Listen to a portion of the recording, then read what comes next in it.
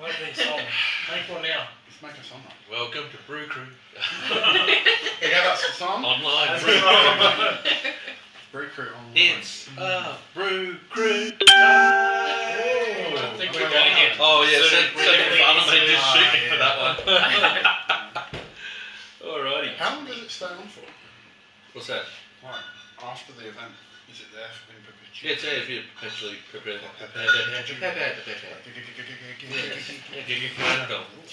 Yes. Hello everybody. Welcome to another online Brew Crew. I'm Andrew, as you probably know. This is Graham, my offsider, who is the man who was probably one of the founding members of this. Probably. Well, it is actually. We have Davey Stabler, the head brewer from Copperhead Brewery. If you want to speak Copperhead, now's the time. There we go. And special guest today for the Black Hops Brewery is Jess. Hello. Say hello. Hello. So when we were doing the advertising for this, we were talking about doing pale ales and doing a range of pale ales. So I thought it was a very good time to have a look, particularly at a single brewery. And in fact, last year for us, for the Maleny Brew Crew, it was the brewery of the year.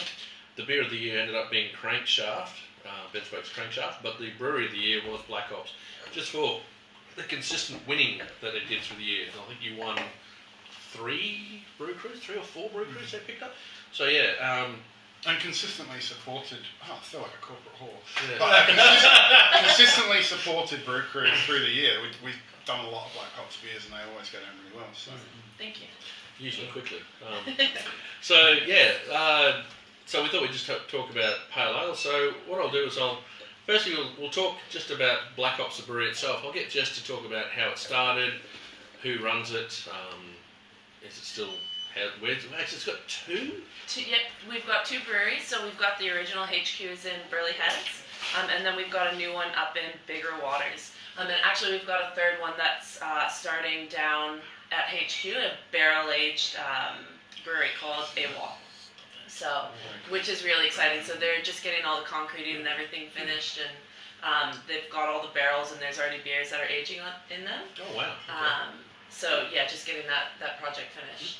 Well, I reckon we should definitely come back to talking about barrel-aged beers, but not right now. Yes. Sure. Yeah, we'll come back. We should come back for that. Barrel-aged You want to go straight into that? I didn't want to take off Jess's talking about No, Black Hops but generally. it was Black Hops was founded by whom? Dan, Eddie, and Gov. So just 3 friends back in 2014. And it came about when the 3 of them were up in Tambourine, just having some beers at the brewery up there. Yep. And just started chatting about beers and kind of playing with the idea. And Eddie mentioned that he had, I think, submitted an idea to Four Pines Brewery about doing a beer called the Eggnog Stout. And he kind of pitched it to the boys, and they're like, yeah, that sounds really interesting. And so they thought they'd give it a try. So Govs was already a professional brewer, so he had a homebrew kit set up at home so he could give it a try, and they made it, and it was delicious. Very delicious. Is it still using the same recipe for that eggnog stout? Exact same ratios, yeah. Yep.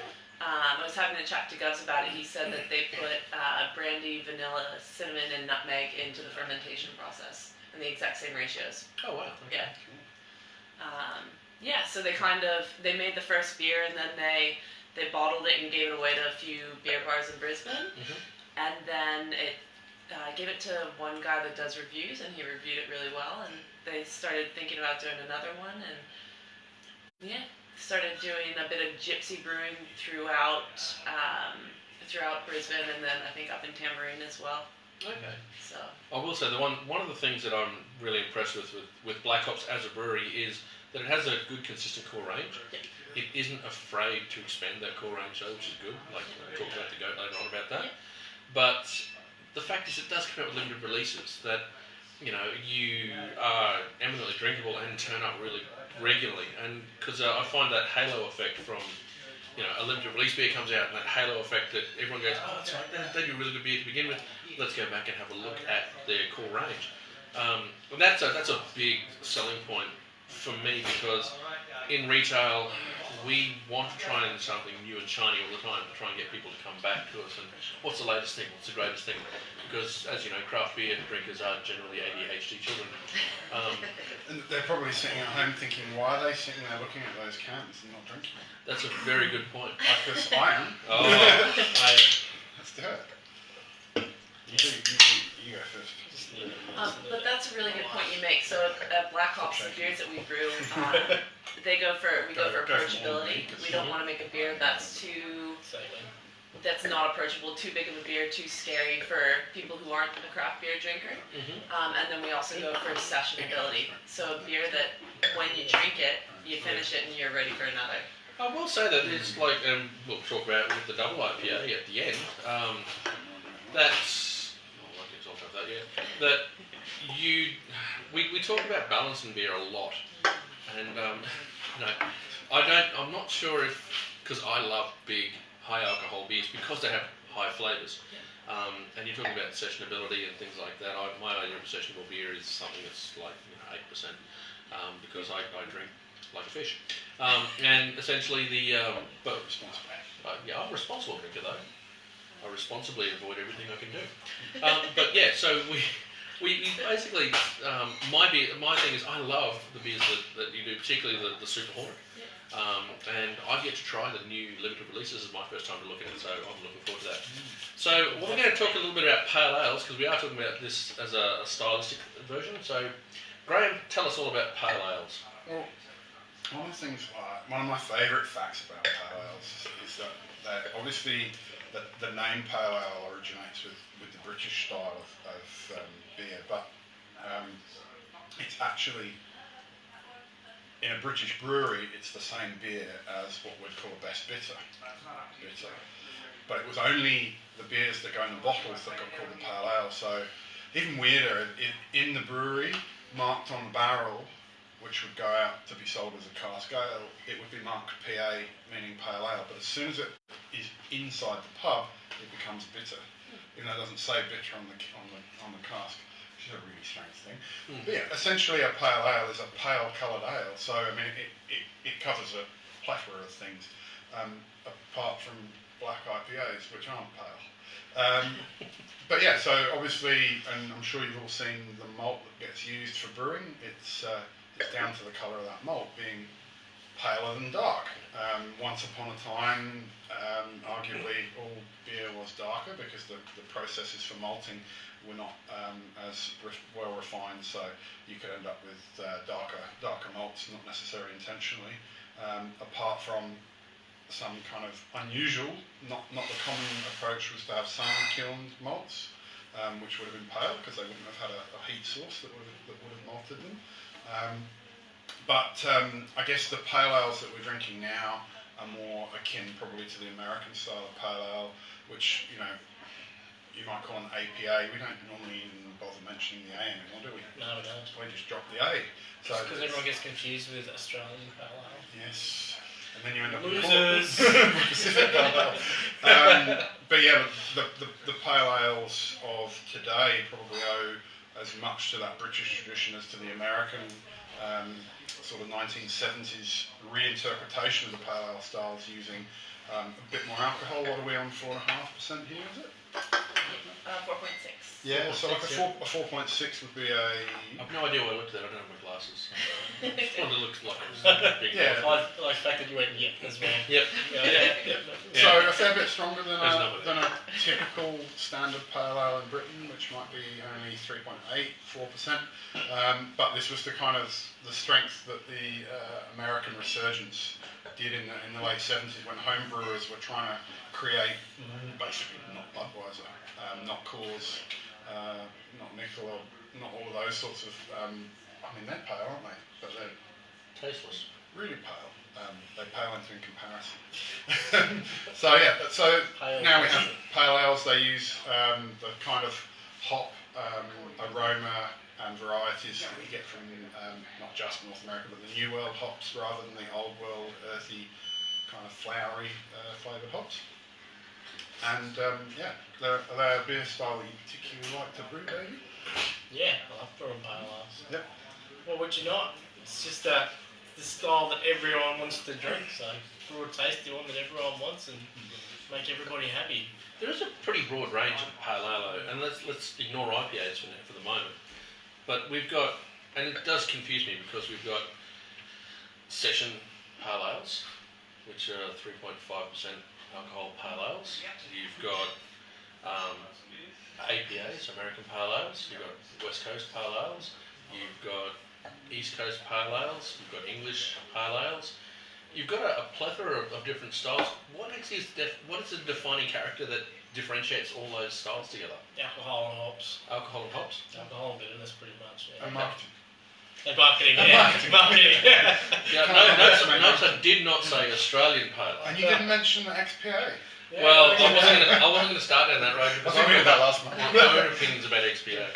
Yeah, when Pretty you much actually... it's just a strong ale that they've renamed. That's Okay. it. That's all XPA is. It's a strong ale that they've renamed. Yeah, but they keep telling me, oh, X is for extra hopping, and then they say X is for extra pale. That's the thing. XPA is we definitely covered this last month. We did. Extra, Probably extra so. still my big gripe. Extra is just for something extra. That's it. Doesn't have to be hopped or malt or whatever. It's just, I'm pretty sure it's extra pale. I reckon most of them are just like extra shit. But anyway. So, and again, do we have an idea of, in your notes and your knowledge, do you have an idea of what the build is for this? What it is? For the hops and the Yeah, the malts. hops and It's malts. water, malt, Malts, yeah. hops, and this. It's on your That'd be- chef. Yes, it would. You want to get that printed the other way out? Yeah, I do need to. Even without your glasses. I can't read it. Handstand man. So yeah, you were saying? So in the pale ale, the hops in the boil are Dr. Rudy, and in the whirlpool is Citra. Dry hops is Simcoe, Ella, and Eldorado. Nice. I'm going to ask you now, Davey. So I understand what the boil is. What's a whirlpool? Whirlpool is at the end of the boil, you basically spin the beer and it works like a centrifuge and draws all that proteins and everything to the middle, so you're not transferring all that sediment over to the fermenter. Oh, okay. But when you're throwing hops in there, it's usually the beer's cooled down a little bit. Mm-hmm. You're not quite getting as much bitterness, and you're just getting a massive hit of aroma. Oh, okay. Right. Yeah. So that when in your brewery, that's that tank that somehow managed to collapse, was it? That you got Dan to fix up, was it?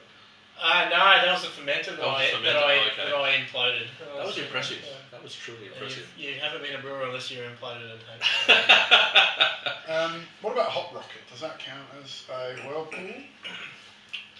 No. No. Okay. What's a hop rocket? It's a little vessel off to the side, yeah. On the transfer, though. On the transfer, Yeah. So you can add- that'd be more of, So you can add hops here in the whirlpool, and then during the transfer as well. How many places do you need to add hops? Anywhere. if you're doing an IPA, fucking anywhere. Yeah. So the dry. As they're putting it in the bottle, or just shove another one in there. I've seen home brewers try that. One of the approaches one of the approaches in the UK for cask ale with dry hopping is they actually dry hop it through the bung in the cask in the cellar. So once the beer arrives, you normally leave it for 3 days to settle, but they'll actually put some fresh hops in at that point after it's left the brewery, so when it arrives in the pub. Oh, okay. That's a dry hopping process. Arguably not the most effective way of doing it, but I guess it's a tradition probably. Right. So, is there anything else we need to know about this? It was. So I think It is tasty. I must admit, it is very tasty. yeah. I see you've got just on the thing. It's got American ale yeast. Yep. What is the difference like? The different yeast strains they've got. No, I've actually done yeast strains through wine, and I know how many different yeast strains there are, but I know why you use certain ones. But I've noticed I don't recognise the name American ale yeast strain. Is not a like how many other yeast strains are there that they've named similarly? Well, Normally they're really boring names like 8X143 or something like that. Probably that one is USA Pot. Okay, I recognise that.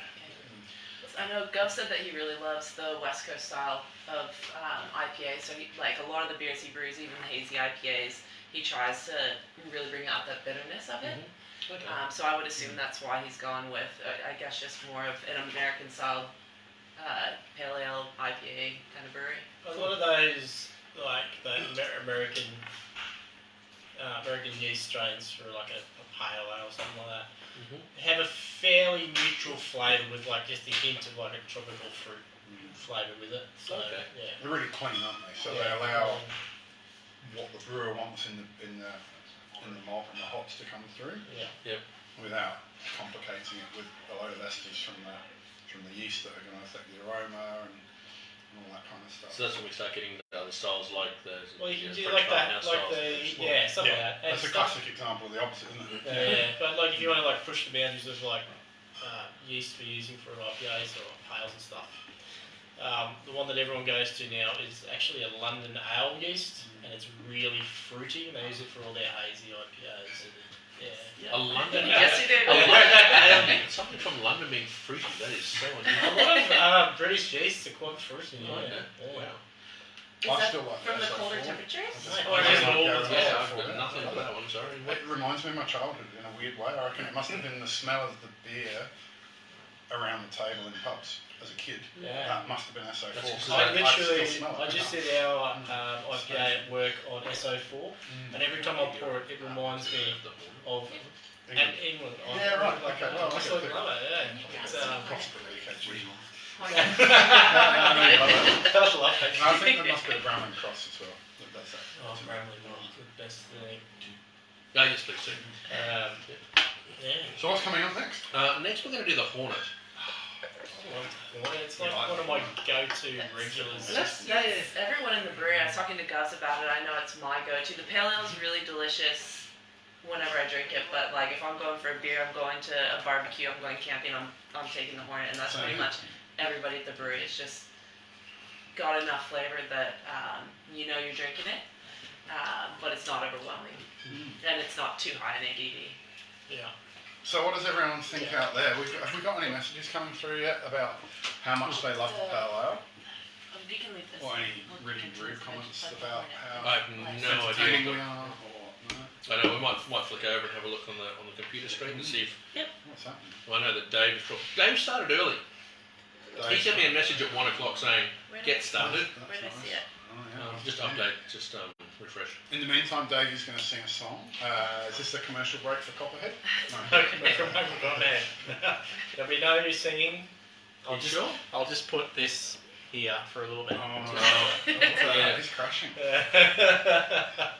You're a bad man, Davey. So the Hornet. Black Ops Day, I'll get that over there. Okay. Some There we comments go. coming through. So Jane, there you go. Jane, Hey, really Jane. fruity, love it, excellent. Can Davey please tell us about his IPA? We actually will talk about that. Oh, and Jeff's there. How you going, Jeff? Oh, Dave's ready. 15 minutes ago. Right, And Brendan. Julian as well. I will see you Tuesday. Oh, We're Julian. definitely on for Tuesday.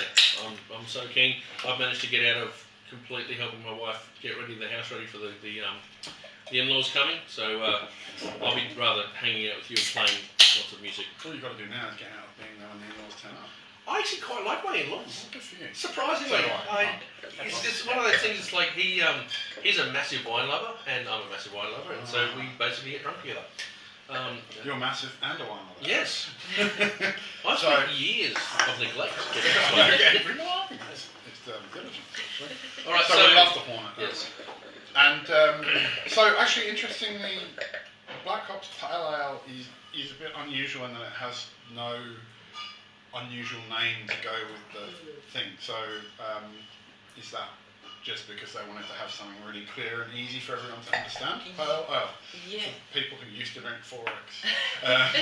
Sorry. But then the Hornet, we've got some military connotations again. Is that what that's all about? Yeah, so, well, they wanted to highlight the fact that the beer is a bit more strong and bitey, a bit dry and angry, like a Hornet. Pale ale, their thing is, don't overthink it, it's just a pale ale. It's not just a pale ale, it's just Yeah. It's a lovely pale ale. So, And I guess if you call it a wasp, that probably wouldn't be like wasp. Nah, there's too many connotations. But yeah, the Hornet, we like the Hornet. I'm the same actually. I take it camping. I don't bring it You back. did last night, didn't you? No, I was drinking my own IPA. Oh, okay.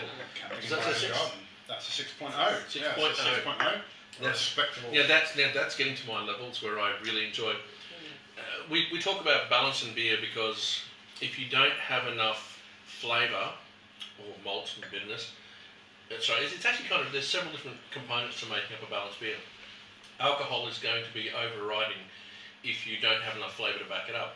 And you can back it up with different flavours. This is just from my opinions, I could be wrong, but the fruity esters, you've got the malt itself, any yeast components, they've got to balance off the amount of alcohol, otherwise it Bitterness gets... as well. Bitterness. Yeah, the kind of classic graph you think of is probably a hops bitterness versus alcohol strength, and you're looking along that line to get that balance right between the heat of the alcohol and the bitterness of the hops. But yeah, there's a whole lot of other things coming into play, isn't there? Yeah, I mean, look at like Swedish. look at bloody Neepers and stuff, or Australian Neepers anyway. American. Ooh, we got a special separate. Oh, they are. The Neepers in America are nothing like what we do over here. They got way more bitterness. They're Oh, in okay. for a start. They're way more bitter. Like we go for like 20 IBUs and we're like, oh, too much bitterness. But over there it's like 40 plus. See, I don't. Maybe I haven't tried any of those, because I think I probably prefer that, because that's my Nipah grudge is probably the fact that it's too much like a Stone and Pacifico. It's that kind of cordial thing. Sweet, Yeah. sweet and juicy. Yeah. Yeah, and I probably prefer that balance. But back to the Hornet. So yeah, nice, very balanced. I think 6 is a nice strength as well. It doesn't overdo things, which is great because it leaves space for our Super Hornet and other things like that. And for me, I'd probably go with the fact is as soon as I put my nose in the glass, I've got flavour and esters coming out of it. I'm like, oh, okay, this is going to be a flavourful beer. And this happens in wine a lot, where you stick your nose and you go, oh, this is going to be really, really flavourful, and you taste it and go, what happened? This one actually is flavourful, and you put it in your mouth, and it is flavourful. You can trick up certain alcohols by adding an aromatic component to it that doesn't show in the actual palate, and it can be really off-putting.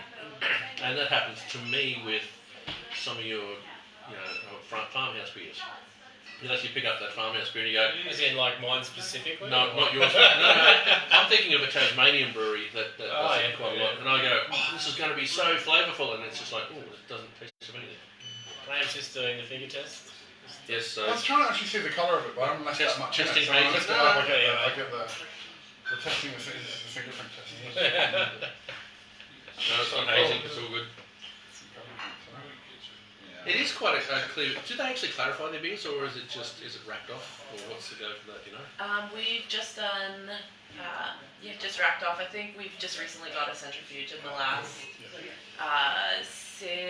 less than 6 months, right about COVID. And the boys on their last trip to America, they went to specific breweries throughout America that actually do, that are known for using a centrifuge on their hazy beers. So just trying to, and like the beers still come out hazy. He was just saying it's all the technology that's available nowadays. So we've just started using the centrifuge up at BH2. I've seen one of those in action at Thornbridge in the UK a few years ago now, about 8 years ago I think, and that was just wicked. And their beers, they're different beer styles. They had this one that was a platinum pale ale. Oh my god, never seen another beer that colour before. Like, it was platinum coloured, it wasn't gold, it wasn't amber, it was like this white, gold kind of thing. Like the White Swan, I think that beer was called, something like that. So, how many awards has this beer won? Like, it's got to be heaps by now, doesn't it? It's gotten, I think, a silver at the last AIBAs. Yeah. The Pale is actually our most awarded beer. Really? Yeah, it's won gold at the last 2 AIBAs. Yeah, right. There you go. Yeah. Actually, how many events are there in Australia these days? How many events? Lots. Brew No, crew. but we've got The Brew. best Brew. That's That's it. important. What have we got? We got what is it? Indies. Queensland one, you've got Queensland one. WA one. one. We've got the Royal Sydney Show one. Sydney Show. Melbourne as Definitely well. got the Victorian one. Yeah. There's one there as well. The Australian International Beer one. Yeah.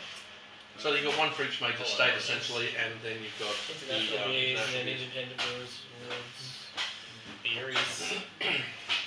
So it is turning into a bit of a wine setup where every region is beginning to have their own sort of, like we've got South East Queensland essentially, the Queensland one at the Ekka.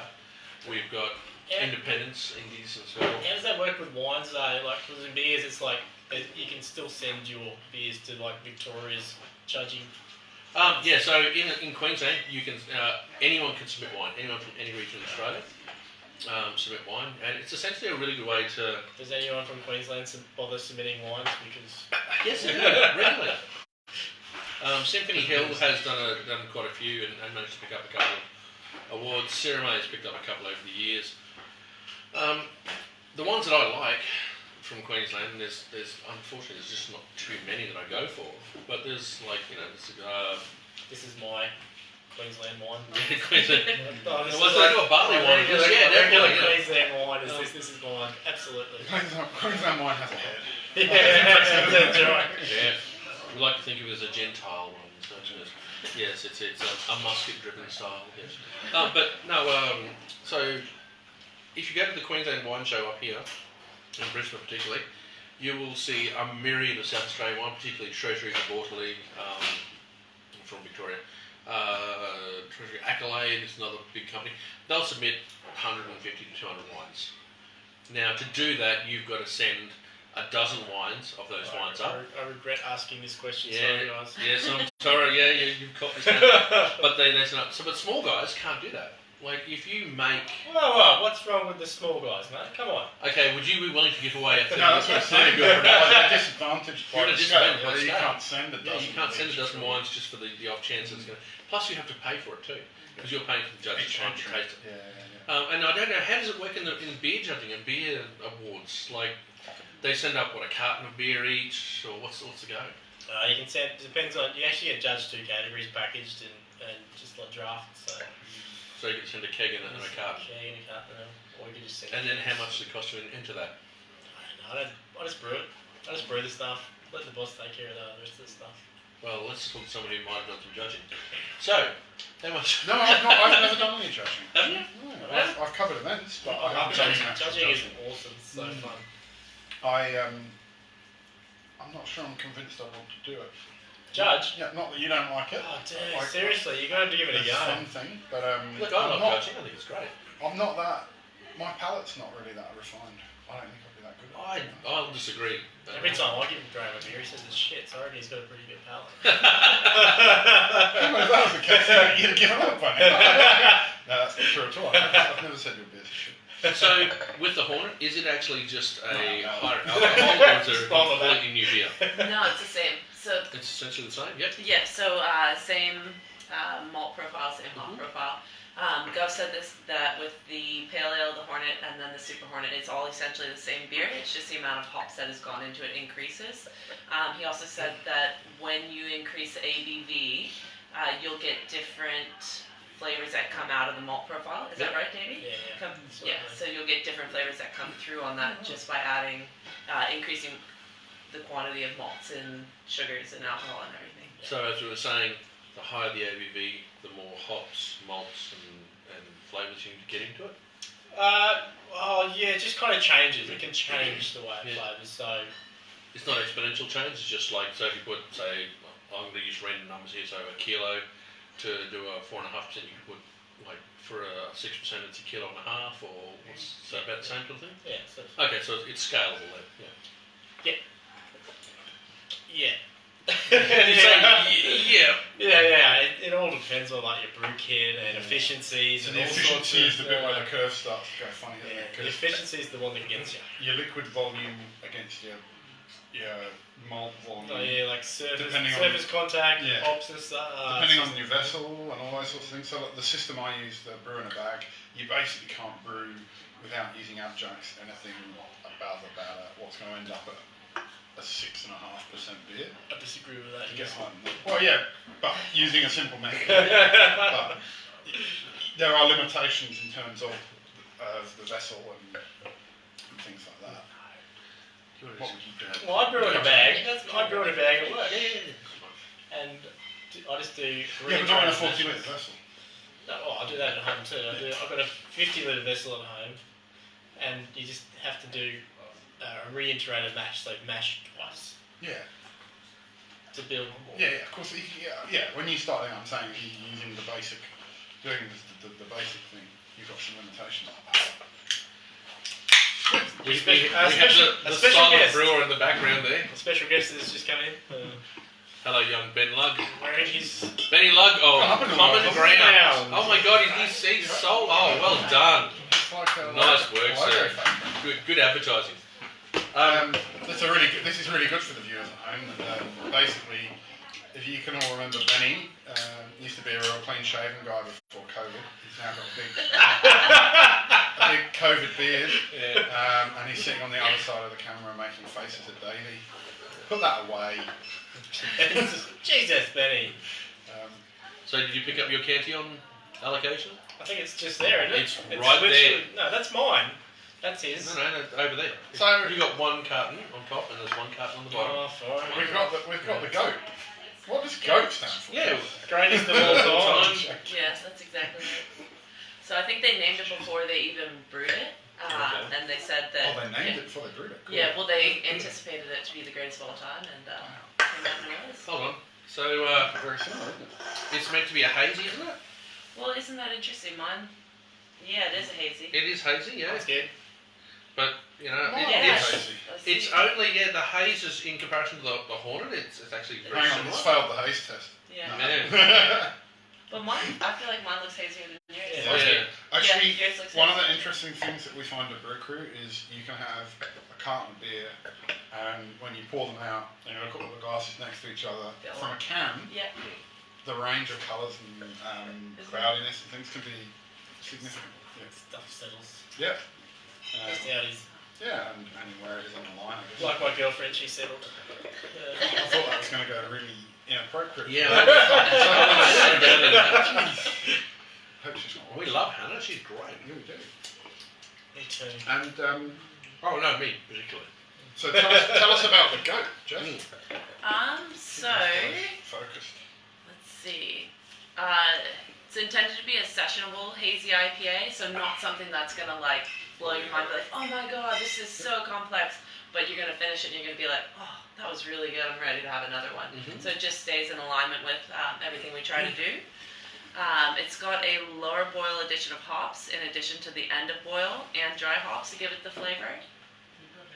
It's got London fog yeast to help it remain the yeast particles to stay suspended so that they have the hazy color. And then a little boil addition of hops gets thrown in immediately after the whirlpool to try and keep as many of the aromatic oils of the hop. And then some of the fruity flavor in it comes from the London fog yeast as well. Okay, so it's supporting. I think it was brewed for the 2018 AIBAs, Yeah. and it took the gold at that. So I'm pretty sure we did this last year. We've done No. the goat before. No, we haven't. We've drunk it. Like we've had it, sit down and drink it. Oh, but we haven't had it. We haven't actually had it at a brew crew. Oh, okay. There you go. I Yes. knew I had it, but Yeah, when they- was this it Pre-COVID. Yes. pre-drinks? Yeah, pre-drinks we did. So what actually happened was, this is what I was impressed about with Black Ops, is that they released this beer, it went out as a limited release supply, and then everyone loved it so much, and they went, oh, we'll continue that and put it into the core range. When they did that, did they change it at all, or is it just the same? same. Same. Yeah. And that's the big thing, is that if you cotton onto a really good build of beer, and people go, oh, we really want that, and it's a consistent seller, then yeah, I think it's great. A lot of breweries have a tendency to put out one amazingly different beer and go, oh, this is so good. And everyone goes, yeah, we want some more of that. And they go, oh, we'll do it next year. And then, of course, next year it changes because they've generally either lost a brewer or changed the build for it. So the recipe changes. If you want to jump back on the Facebook, see if there's any comments running through, please feel free to put comments on. We will read them. Dave Sanderson says the first round of the quiz. So, Graham. well, I don't know. What do you reckon, Brendan? Should we have a quiz? True or false? True or false? Brendan, should we have a quiz? And Steve says, "Are we giving away Black Hops shirts today?" Kind of. It's almost like you got anything for free there, mate? Yeah. Hand over. Anyone who attends anyone who attends Brew today will get a shirt. So Benny gets one. Benny gets a shirt. He's not drinking the beers, are you? Yes, it is. Oh, yeah. You mean like this one? Oh, there you go. Excellent. I've got a book too. Oh, a book? A book. I'm not sure if I can wear a book, but I'll give it a shot. That's amazing. At least there's one person listening to it. That's right. Actually, the part that gets me is that every time I ask for a shirt, I ask for an SM shirt, and they look at me funny and go, "No, small marquee." And they usually go, "Oh." How many extras do you want? I said, "As many as are in porn." So keep going. Lovely. No, it's good. That's cool. What are you talking about? No, Davey, no. After getting rated by the AFP, don't tell me about that. Again, look, the flavour profile for the Hornet is different. It's not the same fruit to it. It's actually got a little bit more, less tropical fruit and a bit more sort of a malt backbone to it, for me. No, this is what I call like a little bit more dank. Dank. Dank. So what? I got a bit more stone fruit. I'm gonna, I'd That's say. something I like. Yeah. So what does dank mean? Everyone asks me this. It's really hard to Well, explain. don't use the word if you don't know it. No, I know it, but it's just like trying to explain it is just a really tough one to do. It's a difficult kind of flavour Yeah. thing, isn't it? It's been appropriated by the brewing world. That's You probably know, like to me, dank is something that potentially involves people being locked in cellars, but it's been reappropriated to go on to kind of talk about. It's almost like that. Well, wet and funky Fresh. is what I term with it. Yeah, I think of it as an intensely fresh hop kind of thing. You know, like with a wet hop beer. Yeah, but when we were talking about this, when we did IPAs a few years back, when Savvy came up for it, he was going, well, using the word dank every Tuesday. Oh, it's dank. It's just really dank. Da, da. And all I could get from that was that it was a Savvy really talking shit. wet. Or it could be Savvy talking shit. Really, but it was wet and funky, and that's what he liked. Particularly, it was Ballast Point we were talking about at the time, where it was an unbalanced beer, and it was unbalanced to buggery, but it was so dank, according to him, that it was really, really good. And I was like, okay, I don't know enough about this to even argue with you about it, so I let it go. Kind of with Graham on it, like this flavour and aroma to me is kind of that. It is almost like a wet hop or addition, and it kind of, I don't know, it sits differently on my palate too. Like it comes across as almost. I know this kind of sounds like a fault in a beer. A fault in a beer is to have like slickness on your mouth, but I kind of get that, and I don't see that as a fault. But that's kind of what I get left with when I have that flavour. Resonance. Yeah, resonance. Yeah. I get it as a higher. Benny Further taught up me the back everything, of the- and now he's still teaching me. Shut get up, it. Benny. I don't think of it as a slickness. I think of it as a more into the back of the nose than What into Benny the back said. of the throat. Resonance. Resonance. No, I find it interesting that you guys call that dank, coming from where everyone started California talking and about it. everything. I hear dank and I think of something You're just like rich, lush, and green, and I'm just like, And so I think of more like That's earthy, something totally grassy. Like that's what I think of. That's what like That's You a are real they've problem. legalised that in California now. That's great. throughout most of America, actually. So, speaking from that background, like that's what I think of it as like a bit more like a rich, like grassy, like. I think the rich is like definitely a good, great description for it. Yeah. But yeah, it sits well with a goat. It's definitely some dank. Sits well with you, with the goat. Sits well with me. Just for Novocastrian background. I'm not Novocastrian. Right. That would be Newcastle, man. Oh yeah. Not from there. Where are you from? Lincolnshire. What's that? You're a scouser. No, It's sort of. it's on the east I side. was sort of. Oh, because I'm from different parts of the country, so I didn't. You're from Different different parts. You're just avoiding all of the real stereotype parts, aren't you? Yeah. Where you spend your majority of your childhood. Well, when I was 9, I moved. So I spent half my childhood in Essex and half my childhood Oh, in Lincolnshire. in Essex. Yeah. Essex. He didn't let that one out, did he? No. I just did. It's a really important part of brew. Can you I give mean, us your about best, genealogy, isn't best Essex accent? it? What you want, mate? The other good part about it is that the aromatics of this do last. I mean, because I've had a few beers where the aromatics on the initial pour were like, whoa, that's really good, and they fade.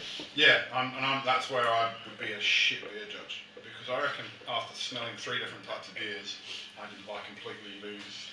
That's why you have to, Stuff. I mean, there's like techniques in way you can Doing the old elbow thing. reset your palate and stuff. Yeah, but I find it. Do you know the worst one that I got taught was coffee beans, like reset your palate. Coffee? Coffee beans, like Coffee beans. And I was like, alright. I was like, okay. So I got coffee beans, smelt it. For like the next 5 years, it was just like, it smells like, is this a stout? It's stout.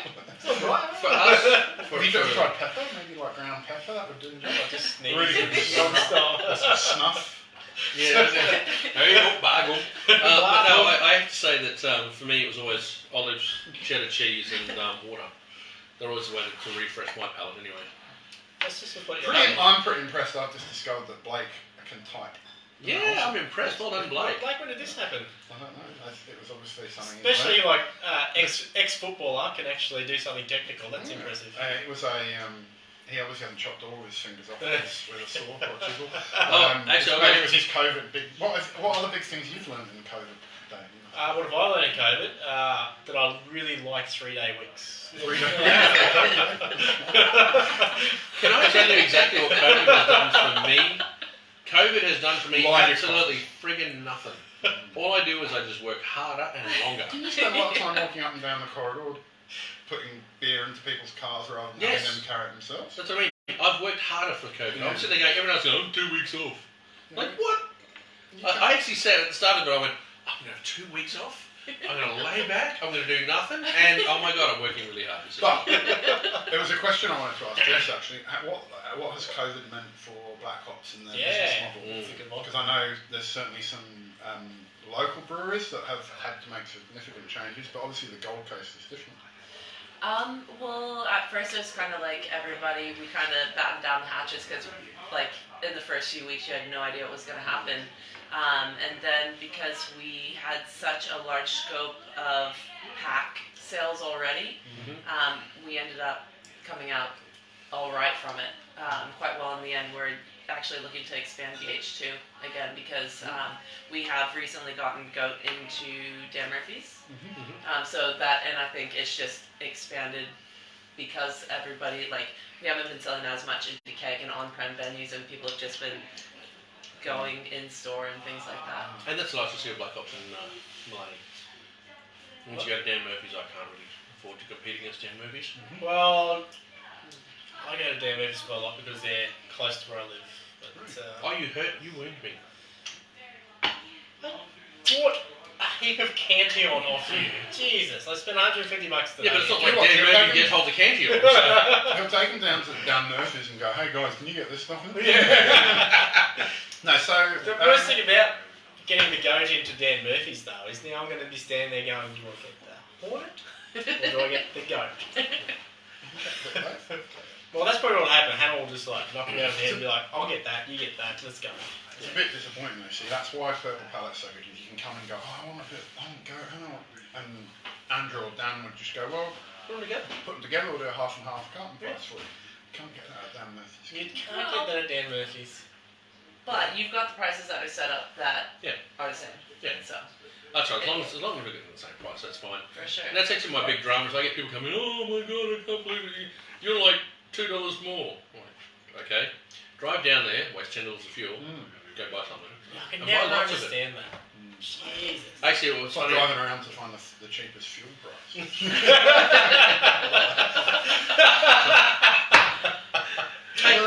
Let's try the next one. Might be cheaper. That'd be cheaper. The one that got me is I actually had a lawyer come in, and he goes, he wanted to buy this one particular wine, and I had a dozen of it. He goes, how much for that? And I said, oh, that plus, the 15% discount. He's like, oh, it worked out. Oh, I'm still getting it for $1 cheaper down at Dan's. And I went, okay, no worries. I said, how much do you charge an hour? And he goes, $580 an hour. And I went, No, you want to get the limited release one next. Ah, The What's big that? answer. Okay. so 580. That's And I went, so you want to go down and buy 20 cartons of whatever it is you're going to buy because it's not going to make the sale prices. you know, he doesn't get all 580 dollars an hour, does he? He's probably got incredible overheads. He's a lawyer. Thanks for clarifying that, by the way, Dave. What's that? That Louise has done the typing. Oh, good to see. Yes. What's happened? It wasn't Blake doing the typing; it was Louise typing. Yeah, that makes more sense now. Feel free to send in your photos as well, guys, because that was quite good fun seeing how much nicer your view was than ours last time. So if you're all sitting outside with an amazing view of the countryside, or just around a campfire, yeah, something like that. You've been outside today. There's no nice views today. Isn't it? No. Oh. It's like summer all over again. Summer. That's an English summer, isn't it? So this is the limited release. This is the Black Hops Moon Dancer. yes, I did see this one. We actually, so on our work group chat, I think 2 of the boys that work there have just gotten this tattoo of this cute little hop guy on it. Seriously, there's pictures going around from the. Okay, Dave, what beers that you've made have you tattooed on yourself? I have not taken any beers. I did get really drunk when I was 18, and the tattoo on my leg is actually from an Is that alcohol. right? Yeah, alcoholic beverage. I won't tell you which one. Would you ever do that, Benny? As a guest in the background? There's some guys at Black Hops who've got logos. Well, not logos. That guy. This dude tattooed. The Hot Man. Would you ever go that far? No, okay. He'll just tattoo Milton Common on his back. I'd like to point out that He's already done one of my He's already done that. one of my wine idols, she actually has Riesling tattooed on the inside of her arm. That's for a really a reminder? painful area to get tattooed for starters. But B, that's a real love of Riesling. Probably a bit. It's not even like it's that hard to spell either. I've had some reasons. It is when you stuff it up. Is that what the R-I-E problem or is? E. Is that why she keeps? Is that why she did it? She's like, let's get out the fuck out of this one. So this is another hazy IPA, and this is a. This is a lot more. Yeah, I've got the hazy on this time. Probably because you did a pour and then I you did did a second pour, pour. yeah. Yeah, this is the second pour. So Are you meant to roll these beers beforehand? Or not? No. I don't know. No, but it does suggest that But they've settled out. I think it would make Yeah. sense to just like a Cooper's roll it, the sparkling. So you heard it here first, or possibly you've already heard it and we haven't. If you've got a hazy IPA, so you're hearing it third here. You heard it third here. Roll your hazy IPAs before you open it. We'll just shake him up. Shake them up. Just do this and then pour. And all the aromatics come out. That's all you get with those aromatics. That tip's for free. You can use it. You're not patent pending on that one? Well, Okay. no, I mean, We've got to give up some things. yeah, they'll come back next month. We're keeping the shirts, so. Oh, yeah. So this is our second hazy IPA. It's a bit stronger. It's a 7%er. 7%. It's a moon dancer, which could mean all sorts of things. So yeah, what's the background for Moon Dancer? Explain. Explain away. So it's with the Sabro, Samba, and Strata hop. So the the Strata and I think the Sabro have been real popular hops this year as a whole. And then I think the Samba's a rather new one with breweries around the same time starting to experiment with that hop and the flavors of it. I'm not sure why they picked those. They just came out and said, this is what we're doing. I was like, okay. But it is very mosaic citrus sort of. Yeah, very like citrusy. I personally, I pick up a lot of grapefruit flavors in it, like the pith, so the bitterness part of the fruit. I'd be interested to hear what everybody else gets out of it. I always find with Sabro, I know probably everyone's just going to light up and just tell me I'm an idiot, but whenever I have Sabro hop, I get a massive amount of coconut flavour in it. Absolutely. It just hits me in the face. Interesting. Yeah. Interesting. I'll tell you what I get from this beer that we've not had from any of the others so far, and it's something I really like, is a kind of caramelly flavour. I really like that. A little bit more sweetness every now and then. And I'm getting some of that on this, which, I'll be honest, I don't recall ever having a hazy IPA before. I like it. It's working for me. You don't recall... No. Oh no, hazy. You did what? I thought you said you don't recall having an hazy IPA. But no, that was just No, Short-term memory that- loss, that's fine. yeah, that flavour profile in a hazy IPA, and because they're normally so much more fruit. But What's the other limited release that you guys did alongside the Moon Dance? There was another one. They did the triple IPA, but they wouldn't sell me that one. Mega Hornet. Yeah. It wasn't Mega Hornet. It was That'll be good. something. And there was else. another one called I asked you, and you said it was for the brewery only. They did it as a brewery release only. Milk, no. One of the milkshake.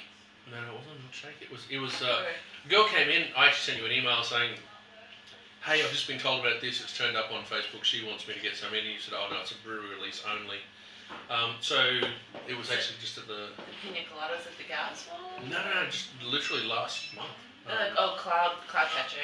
No. No. that's so good. Or Oh, no, sure. cream cloud. Cream Cloud. Cream Cloud. So there was clouds Oh, and it's the cream gold and stuff. Supporting Stoner Book.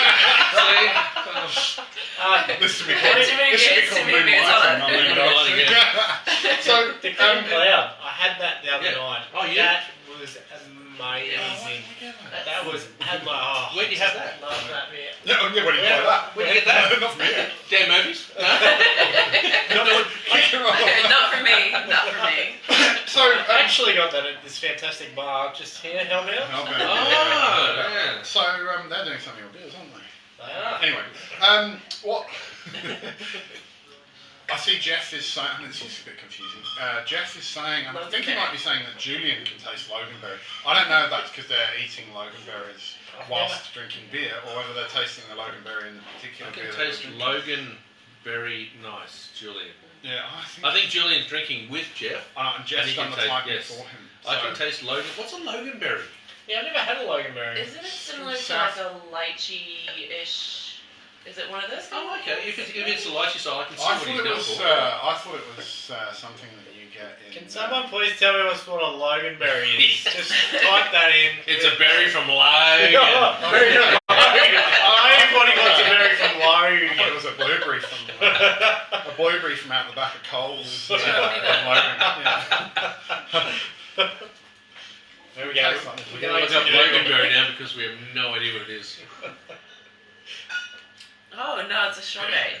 A It strawberry. looks like a strawberry, yeah. Okay. Oh, I don't know, raspberry. it's a raspberry. Yeah. Okay, I was wrong. Well, actually, Completely it's wrong. of the family of raspberries, Yeah. I'd say. That's the But fun. it is called Like Loganberries. that's.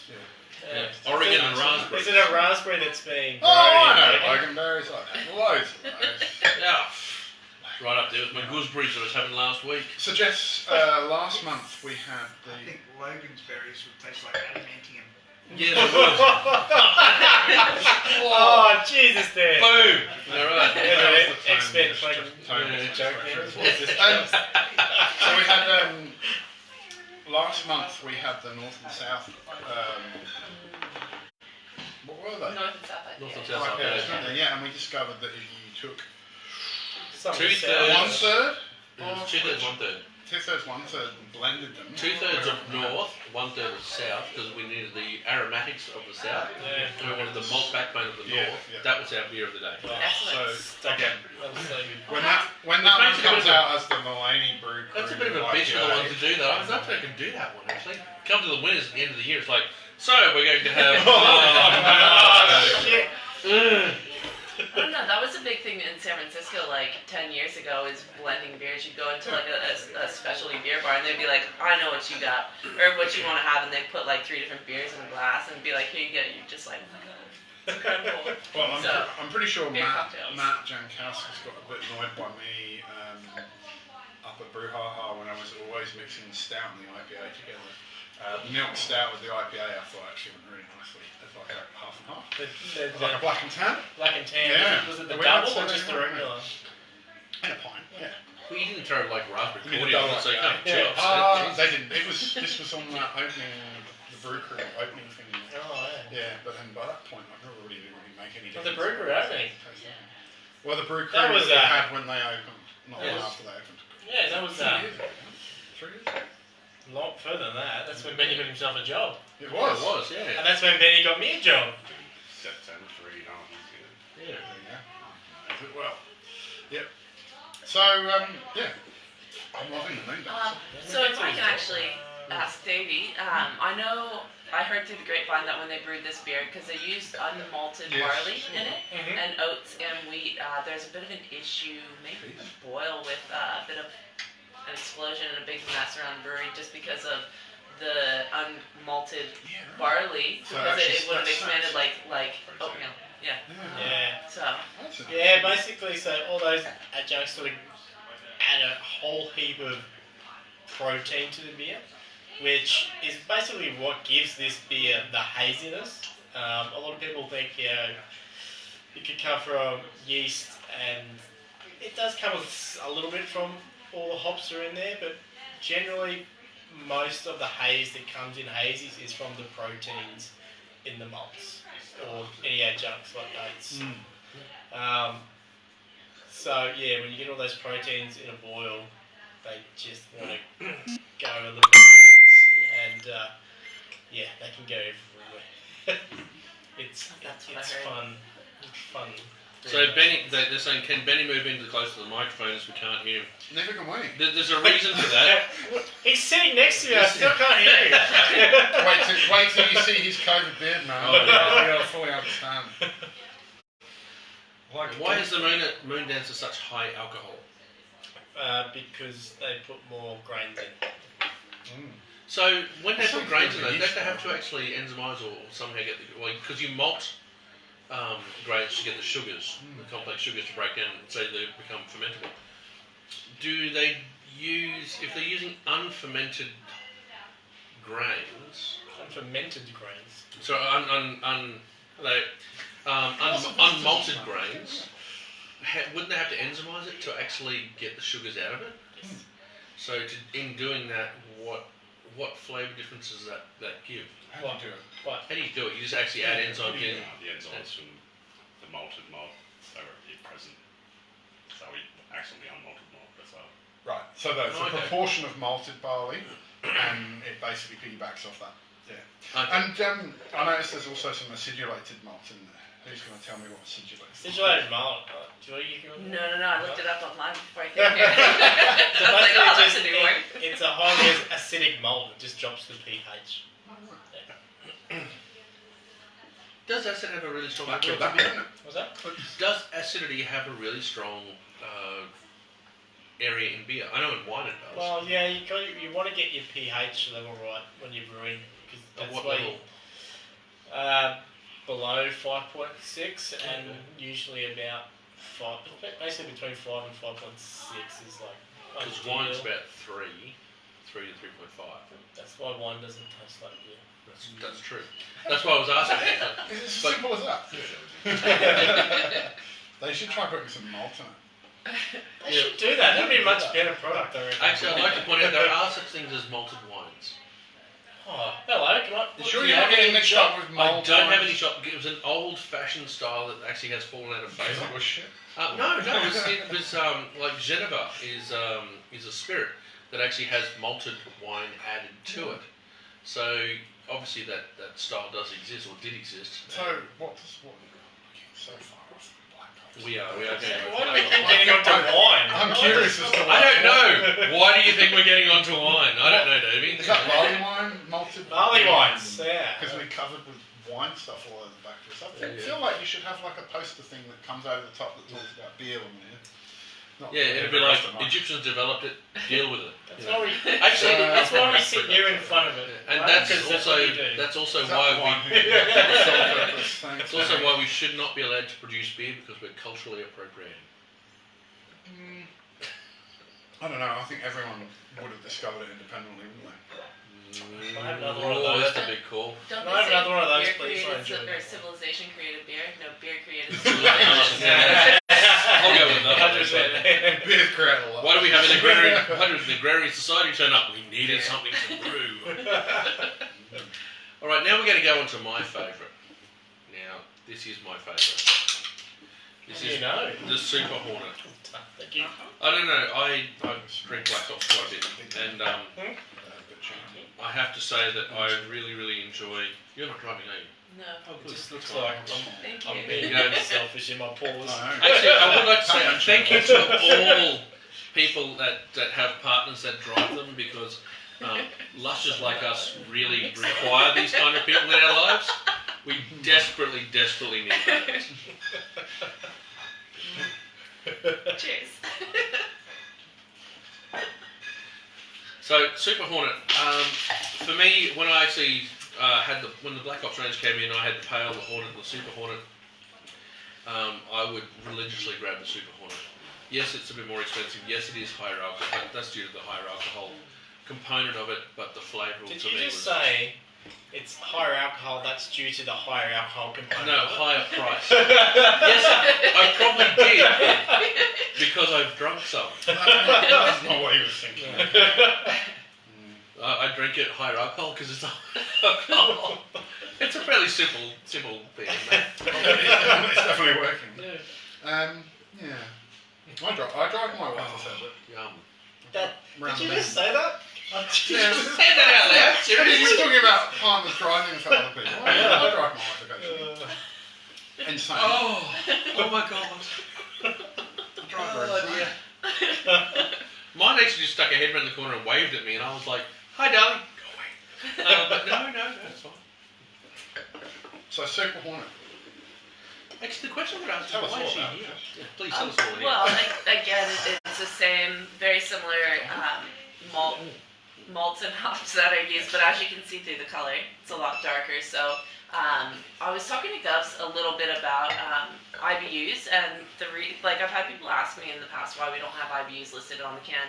And Gov says it's because the problem with IBUs is it really comes down to balance. So it might say 90 IBUs on it, but if it's got a bucket load of malts in it, it's going to add more sweetness and it's going to balance it out, and you're not going to be able to taste it. But if you have something that's 60 IBUs and it's got a smaller malt bill in it, then it's going to taste a lot more hoppy and a lot more bitter, and so it's quite deceiving. And that's what the other thing I was talking about earlier about that kind of graph of alcohol against bitterness. That graph. Sorry, that graph. Like a classic example would be your imperial stouts that might be 90 IBUs, and when you drink them, you don't really taste much bitterness at all because they're 12% or something like that as well, and it just kind of wipes out all of that bitterness. But if you didn't have it there, you'd probably just notice it as being over sweet and cloying kind of thing. But yeah, so what are we talking about? I don't know, but I do love the colour of this beer. That is what an IPA should look like. That is absolutely bang on. So what is it? It's how much alcohol? It's a double IPA. It's a double IPA. So you're saying it looks like an IPA and it shouldn't be? Is it an IPA? No, it's It's a double IPA. Exactly, it's still an You're IPA. saying it's what an IPA should look like and it's a double IPA. So Well, that IPA sounds a is little an bit IPA. critical. I feel like saying, Jesus, I'm being this is what an harsh IPA with should look like. This isn't a double IPA, this looks like an Hold on, IPA. that is what a double IPA should look like. we have That's forgotten facts. one very, very important point. Oh shit, here we go. You know, You know that was about you. Graham, tell us about the word IPA. The word IPA is actually The word IPA. The Not word a IPA. word. It's 3 words. It's not a word, it's 3 words. It's not even an acronym. It would correctly be called an abbreviation. There you go. I told you all Nailed that. it. Oh, come on. No, you got to tell us about how it went from England to India and back again. No. It did what? I don't know. You were telling us about the IPAs. And then What's double funny IPAs. about IPAs? What's the thing about IPAs? Because we love your IPA story. Your IPA story has been a classic. look, I We've think done it at every Dave- brew. Can I hear? Dave Sanderson's asked you to tell the story. We have a guest who I haven't read it. Tell the Oh. story. I have my own. I'd You've like probably to. read it though. Well, there's a lot. do a short version. Well then, okay. Well then, here we go. Oh. Lock in, guys. We're brewing old strong ales in the Would you say they're pale? 18th century. Old strong pale ales in the 18th century, and some of those beers, along with the other popular beers of the time, like porter, were being shipped out to India, and some were prized more than others. And in particular, what they think was probably Bass number 1, or that style of beer, which was a very strong, what we might call a pale ale. Or a bitter? Yeah, it arrived in a really good condition, and Was it in a bottle? it would have been good bitter than that, I think. No, they were both. They were in bottles. They were in kegs. So if you had it in a bottle, it was an IPA. If you had it in cask, it was a strong bitter. An Indian bitter. So they were shipped over to India like that, and people really liked the flavours, and they really liked the taste. But the metamorphosis that the beer went through, so the wind-assisted passage would have been from the UK to Rio de Janeiro, and then back under the Cape to India, say Calcutta, and the beer, they reckoned that it matured way quicker, a little bit like a Solera. So you were going up and down in the ship, you were being heated, you were being cooled, all these things were happening to the beer, which we would say had completely ruined it now, probably. But people loved that beer when it arrived in India. And I forget the name of the brewer now, but one particular brewer... I'll call him Barry. George, I think, would be more appropriate. Barry. Barry George. He actually came up with the concept of marketing that beer as specifically calling it an India Pale Ale. And my favourite fact about that name is that the earliest known written reference to an India Pale Ale is actually in an auction of beer in Sydney, of India Pale Ale, I think in about 1820. So the beer had been being shipped to India for, I don't know how long at that point, maybe 50, 60 years, but the name hadn't necessarily been used. But once it started getting used by this guy, everyone tried to catch up with it. But the fact is, there were other beers as well. There were lots of other types of beers that people did, and if you look at the HMS Discovery? No, what's it called? You look at the ships that went round in those days; they were all taking porter. Porter would have been the main beer that people took, and that travelled pretty well too. But you even got beers going to Adelaide that were called Australian Pale Ales that were brewed out of Sheffield. And they'd call them Australian Pale Ales, just like the original APA. Oh yeah, if you look for the original APAs, you'd find them a couple hundred years ago. And I suspect... What they're saying 4X Gold didn't produce APA. Yeah. So I suspect you'd probably find that they would have been a similar concept beer. But, beer marketing has always been there and will always be there. And a brewery could knock out 35 slightly different versions of the same beer and put different names on it. So they could call, the same beer that they shipped to India, the India Pale Ale. Well, who's going to have tried both? You could sell the same beer to Australia. They also called them colonial pale ales as well. And that is, no doubt they would have marketed it along the lines of, fresher tasting for the hot weather, or whatever it would have been. But yeah, that's where IPA really came from. Then this is the bit I don't really understand, and from reading history, I don't know that anyone really quite knows why the strength of those IPAs massively dropped. Because if you were to 15 years ago in a pub in the UK get an IPA, it would be about 3.6%. It would be a really, actually quite insipid kind of pale. Not as nice as bitter, actually. I don't think they're as nice. They're very sessionable, but they're a bit boring. Not particularly what you think of as IPA characteristics.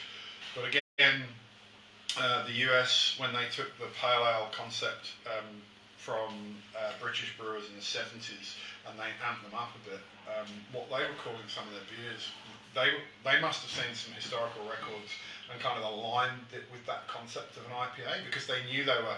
I'm a home brewer myself, and I don't see the point in brewing lower strength beers because it just means you've got to brew more often. So I tend to aim for the kind of sort of 6%-ish figure, because it's sensible, so I can see the logic of American home brewers doing the same thing. And that kind of label got attached, so Anchor in San Francisco, their Liberty beer, that was originally called an IPA. But as the strengths of IPAs increased, they dropped the I and just call it a pale ale now. The same with, I think, Sierra Nevada Pale Ale may even call it at one point. There's definitely another one. There's another one. Oh no, I'm thinking of Feral Hop Hog. So Feral Hop Hog. Well, that's recent, yeah. Yeah, that was an IPA when we were drinking it here a few years ago. 5.6%. No, they call it pale ale now. Since when? Last couple of years. No, I don't. I'm pretty sure it's pre-takeover. Anyway, so I that's didn't the, realize that. the long version of the short it's not story. really I think it was pale ale before it became. No, when it got taken over, it turned into pale ale. That's what I thought. Yeah, it was after they got taken over. Yeah. Yeah. I do remember because I said, "What's going on?" And they went, "Oh, we decided to drop that moniker for it because we're trying to make it more sessionable for everybody." That being said, though, the protectiveness of the beer itself would be in hops and alcohol. That's what protects it from. Absolutely, yeah. So therefore, that's why they would have Well, made it a bigger yeah. hop level and a bigger alcohol level is to try and allow it to stay But fresher whilst it travels. you check out a historical porter recipe, and you're looking at 7%. You're looking at 80 IBUs. Like they're insane. But I do think those aged, particularly, they've been massively oxidised. I do think the huge hop. Back to what Jess was saying before, what an IBU is on paper can bear very little reflection to what it tastes like. And I think also you've got to remember is what we're drinking now. When we're drinking a really fresh beer, because all the brewers tell you, keep it cold, drink it fresh. Historically beers weren't like that. The hops might be a year old, and the hops would not have been kept in a freezer that whole time. They'd have been in a sack. I've seen them in English breweries. They're just sitting in sacks in a cupboard, and whatever the weather. So they're not stable. They're changing constantly. Let's be fair though. If they're in England, they're probably in a fridge because all of England is a fucking fridge. Yeah, well, it's 20. Well, it's going to be 25, 30 degrees in the summer for points. That's why they never used to brew in the summer. That's when you have people have heart attacks. Oh my god, it's so hot. Different type of heat, mate. Different type of heat. Oh yeah, of course it is. Yeah, because the sun doesn't produce any sort of different radiation from that. Yeah, but at the same time, your tolerance for cold's different as well. So I suppose we're going to come to the important part though. This is probably the most important area that we're talking about. Out of all 5 of these beers, hold on, what's James have to say? Our favourite, big, mellow, well balanced of caramel flavours. Yummy, yeah, I'll go with that. That's very true. So Jane said big, mellow, I don't know well which one she's balanced. talking about. We presume she's talking about this one. She's been going through with this one. So I'm going to question though is if you were forced to drink one of these forever, which one would you drink, David? Shit. Which is the winner for the day? No, I prefer that question. I don't think that makes it the winner necessarily. Okay, well let's make it the I winner like for the the day. question. I like the idea. If you were forced to Well, if I was drink forced to drink it, I know exactly which one I'd be going for. thanks from the colours. Yeah. Right after you guys, huh? Right, if I was forced to drink it, I'd happily still take the Hornet. Hornet, yep. It's been my favourite for ages. I love it. It's one of my absolute sessionable beers that it's a constant in my fridge. I love the Goat and the Moon Dancer. They are delicious, delicious beers. But to me, if I'm going to have one that I have to be drinking forever, it's going to be the Hornet. Like that's just me. So on the tasting today, you think the Hornet is probably the best of the lot, though? The best of the lot? Yeah. No, most sessionable. If I'm going to go with the best, I actually love the Moon Dancer. Cool. Great. If I was forced To drink it, yep. to drink all the time, I'd go for the Moon Dancer. Yep. I really like that, and I could drink that regularly. If I was going for my favourite beer of the day, I'd go for the Super Hornet. Super Hornet, yeah. Well, I'm actually going to go with you on that one. I think the Moon Dancer is stunningly good and is a beer that I'd like to see again in the next 6 months. I'd like to continue it on. Can we make that happen? Can we make it happen? Let's- Make the everybody Moon Dancer requests it. regularly. Everybody buy the Moon Dancer. Well, actually, out of the 10 No, cases, don't buy the Moon Dancer, so we can. well, I was going to say, out of the What? 10 cases Hang I've on, got in, what the I've hell? got sweet as they left. So, I'd like to point out though, the Super Hornet has been an absolute favourite of mine for ages, but I'm going to pivot with the Moon Dancer. Right. Oh. Controversial Controversial. decision. I normally On go that bombshell. that bombshell. Andrew's going to take something less alcoholic. Yeah, I know. This is the first time this has ever But happened in history. he's gonna boil it down a bit. Yeah. You see, So I take can it knock over a carton of that before I fall over now. However, that leaves me a little bit concerned that the goat needs to be renamed. Yeah, How can it be the greatest of all time? No, yeah. If we don't agree. So, let's just take out the dots and just call it goat. goat. Just I call it think goat. that's Oh, something like So that. now, Blue North actually, Wood. this is the hard part. That's So an acronym, by you the way. sell it. So an what's your acronym. favourite beer for the day? Acronym. Moon Dancer by far. Moon It's Dancer something by far. I would Oh, happily okay. easily drink. It's just got so much. It's sessionable enough, but it's got enough flavor, complexity, and diversity that you can pair it with foods. It's light and easy drinking enough, but it's strong. Like trying to cut back on the strong beers, it's a bit of a challenge, but So you're pushing me back towards the Hornet again, yeah. the Super Hornet again. See, yeah, as a dad of two active young boys who works really hard, I find Super Hornets definitely sessionable because I've learned that a session is basically about 2 beers and then a full sleep. So I think that's definitely sessionable. No, but I'll go Just a Moon different type of Dancer. session. I'll say Moon Dancer. Moon Dancer for you. Moon Dancer. Davey, you went for, which one was it again? Best of the day. He was or Horneting and Moon Dancing. Best of the day. Best of the day. Moon Dancer, yeah. Moon Dancer?